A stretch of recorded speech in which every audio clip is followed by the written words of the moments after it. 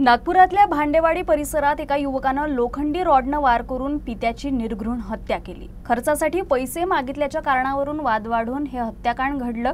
पोलिसांनी मारेकरी युवकाला अटक केली आहे। मिळालेल्या माहितीनुसार मृत व्यक्ती 57 वर्षीय नारायण आरमोरीकर आहेत, तर मारेकरी त्यांचा मुलगा 24 वर्षीय पवन आहे। मृत नारायण हे मानसिक आजारांना ग्रसित होते, त्यामुळे कुटुंबीय आणि शेजारी त्यांच्यामुळे नेहमीच त्रस्त राहत असत।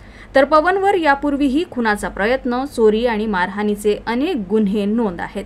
मंगळवार दुपारी नारायण यांनी मुलगा पवनकडे खर्चासाठी पैसे मागितले, त्यावरून दोघांमध्ये वाद झाला। वाद वाढताच नारायण यांनी मुलाला शिवीगाळ केली, त्यावरून संतापलेल्या पवननं जवळच ठेवलेल्या लोखंडी रॉडनं वडिलांच्या डोक्यावर जबर वार केले। गंभीर जखमी झालेल्या नारायण यांचा घटनास्थळीच मृत्यू झाला। शेजारच्यांनी याबाबत तात्काळ पोलिसांना माहिती दिली। पोलिसांनी घटनास्थळी पोहोचून नारायण यांना रुग्णालयात दाखल केलं, मात्र डॉक्टरांनी त्यांना मृत घोषित केलं। घटनेनंतर पवन फरार झाला होता, मात्र पोलिसांनी काही तासातच त्याला अटक केली। घरी त्यांचं थोडंसं वादविवाद झाला आणि आरोपीला मृतक पैसे मागत होता। पैशाच्या वादावरूनच त्यांचं झालं आणि मृतकने मुलाला आई बहिणीच्या शिव्या दिल्या आणि ते शिव्या दिल्या म्हणून त्याच्या डोक्यात राग आला आणि त्याने घरी जाऊन ते लोखंडी रॉड होती ती आणून त्याने मृतकावर वार केला आणि त्या वारमुळे तो जखमी होऊन मृतक मयत झाला।